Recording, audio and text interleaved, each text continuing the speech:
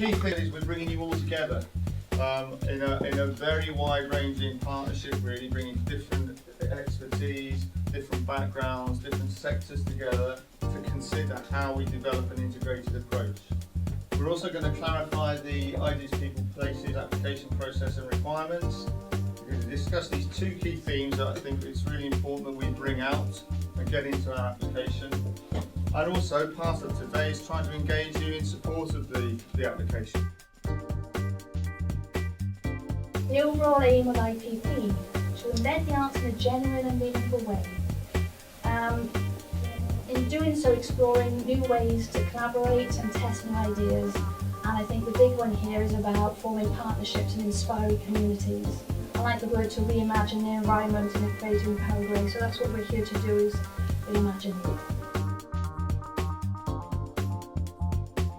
Engaging artists and involving creative people can be involved in a wide variety of different areas: regeneration, housing, health, education, just lighting sources, the way that we light our streets and communities and our public spaces, how they work and how they function.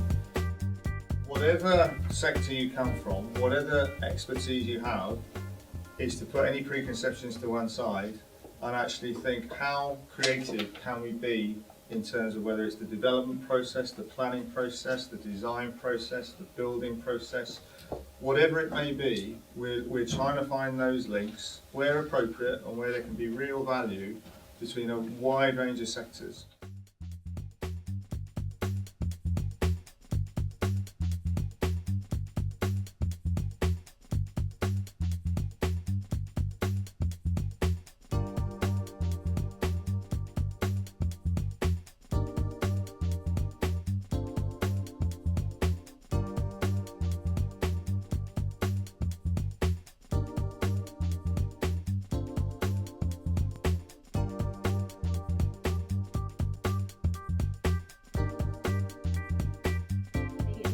Who do we get to actually facilitate that community engagement in the very, very first instance? So, you know, well, that's what I mean. But if we could we get in people with different perspectives? So we get in, I don't know, this, you know, the stained glass person to come in, because actually a local community might be thinking, right, I've got an extension to this building, I want it as a community centre. They're probably not thinking about art or anything like that.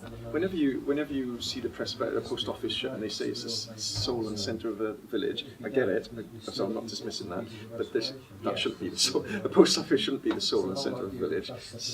Something like the community hall, I kind of hate that terminology, community hall, but that kind of community hub. I agree, it needs to be somewhere with it that people from Torfaen want to use. So it's got to be appropriate to what the people of Torfaen would ordinarily do. Yeah. So as well as artistic features, is there any health promotion information or any way that we can build those types of things in? And is it necessary? Is it something that would be helpful? Definitely, yeah. I don't know whether you've ever seen at the Woodland Road Parks.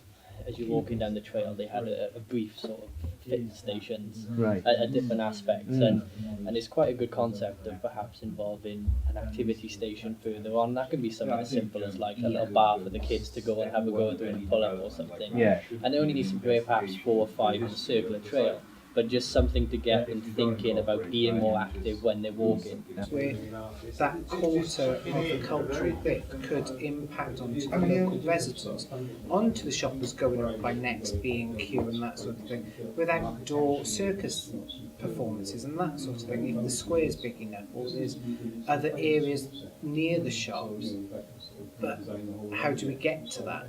That's the issue. Increasing the profile of art, I think, is because it's hugely. We all go. I think that's a big one. We all go in together, and I'm out with a lot of development groups, and nobody ever talks about art. It's increasing the profile of it. It's like, for instance, we sponsor roundabouts at the moment. Our artwork is a square piece of tin with sponsor so and so on, where you could be going to companies and saying, do this ship, like this artwork, and sponsor our roundabout, not little pieces of tin.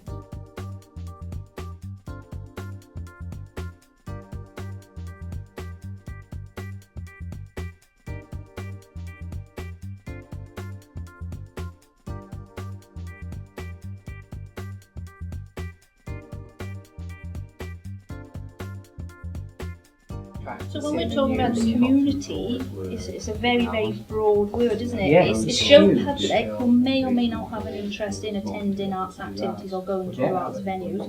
It is people who manage and work at arts venues. It's arts, independent arts organisations that engage in delivering arts in the community. There's also bringing arts to non-artists. People often don't know what the possibilities are.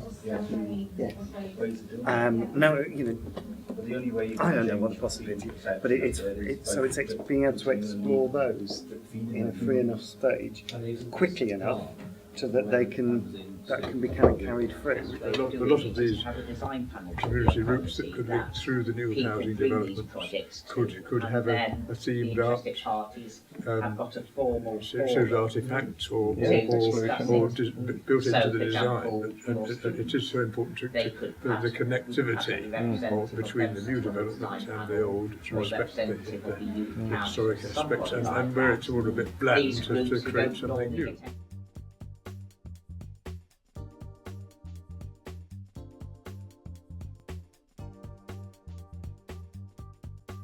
People don't engage in it because they feel powerless to actually have an effect.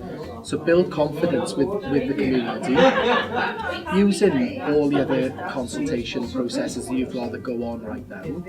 Don't necessarily create new ones, but get them to make a decision, very much like you did with the active living centre. The active living centre, does it stay with Pontypool, does it stay with Torfaen, or does it become its own business?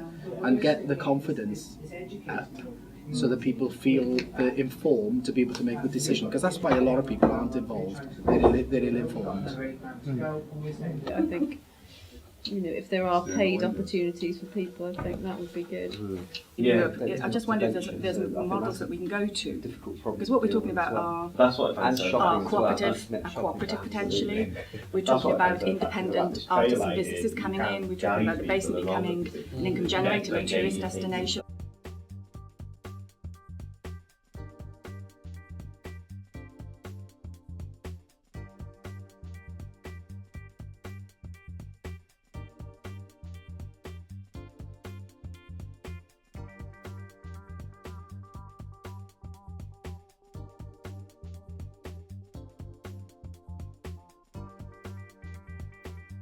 The idea that the local authority is the default.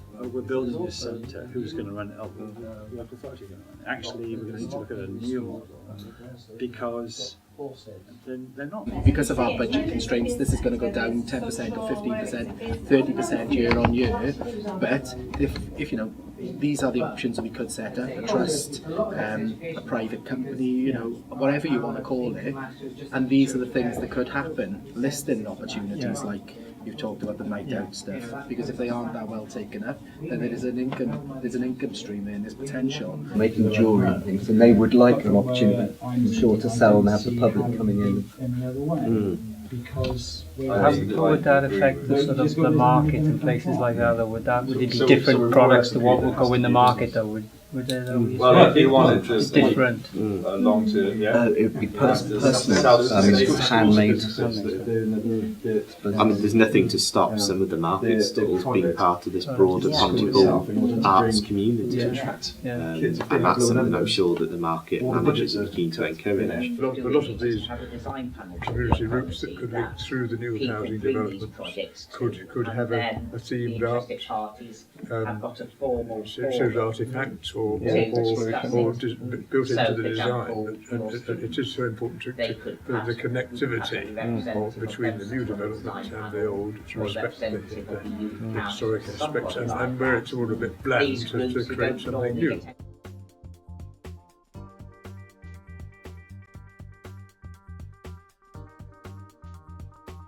In terms of how you engage the artistic process, we felt you can't put too many constraints up front in terms of when you're looking at a creative process with artists.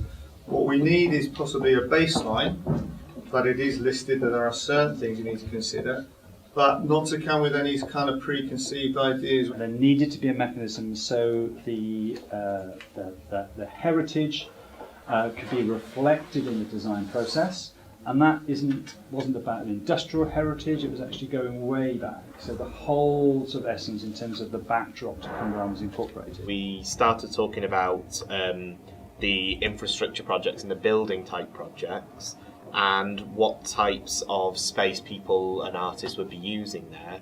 So we were looking around, would we have a trading space, would we be having a showcasing space? An interesting idea around a space for work experience type projects that people could use. But I think we came to the conclusion that whatever those spaces in Pontypool are, they need to be clearly joined together and they need to be quite flexible. We all started talking about planning first of all in terms of buildings, if we were going to do the Art Deco building and things like that in the cultural centre. How do we get art ingrained into it? And we were talking about practical arts, not necessarily big pieces of art that, you know, somebody with an art interest ought to be in that. And then we thought, well, do you know what? We need to engage with the community perhaps even before that stage. So we sort of thought, how would we do that? So one suggestion was that we come up with a theme. We don't know what that theme is. And then you come up with some of the ideas that are already in the BBP application. And you might engage the community through technology. So a bit like might say, so you sort of give a really interesting engagement. It isn't just about, here's a bit of space, what would you do with it? This would be about saying, look, this could be happening, that might happen.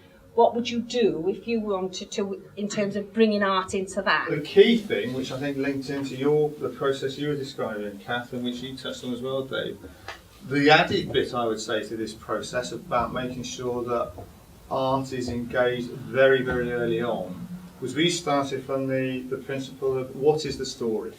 What is the story about that space or that building to engage people in the beginning? And that's the mechanism that you utilise to bring people together. We felt to go in at a large scale and run sort of large cultural trust would be too difficult to find the right players to do that, and maybe we should be looking at starting small. But then that stimulated discussion on looking at the existing cultural venues and how the fact that they are struggling to manage on their own, they are reliant to quite a large degree on council funding, and if that's not available in the future, what is the model that could help them sustain, but also sort of manage some of these new developments? So would we be looking at a cultural trust? Or an active space. So we're looking at what could be included. So would we want to have a training arm? Would we want to have trading spaces within this space? Could we use it as an area for the college to deliver courses potentially? Could we use it as a gallery space if that was needed? Can we have a sales space? Would we have workshops? So there's a whole host of ideas for what these individual spaces might look like. And then we started talking about some of the linkages between the spaces we're creating and those in other counties as well. So let's not do this in isolation. If we're looking at a canal-based arts package, let's look at Brecon, let's look at going down to Newport, and let's create those connections with artists in the wider region. We felt that the whole structure is changing so dramatically, and I think that even today, in terms of the announcement in terms of local government restructuring and how that's going to impact, that maybe that where historically we've always looked to the UK as models, that because now that distancing between local government and possible delivery mechanisms, maybe Europe might be, there may be models within the European sort of social enterprise sector which could be more appropriate in terms of moving forward. So the key thing was for the research and development process to actually not necessarily look at UK models, but look at European models as a potential. Well, actually, the story should lead on to a community brief that informs a feasibility study. So you're not putting your feasibility study and then bringing those kind of elements in. It's up front. So I think that ties in quite strongly with what's been said elsewhere. We'd love to get demonstrations of support for this application, obviously to go with the application. If you feel comfortable with that, that would be fantastic. Clearly, I'm sure a lot of you will want to see that framework application before you make that decision necessarily. And just again, thank you very, very much for your input and involvement. We hope to see you again for, with some good news.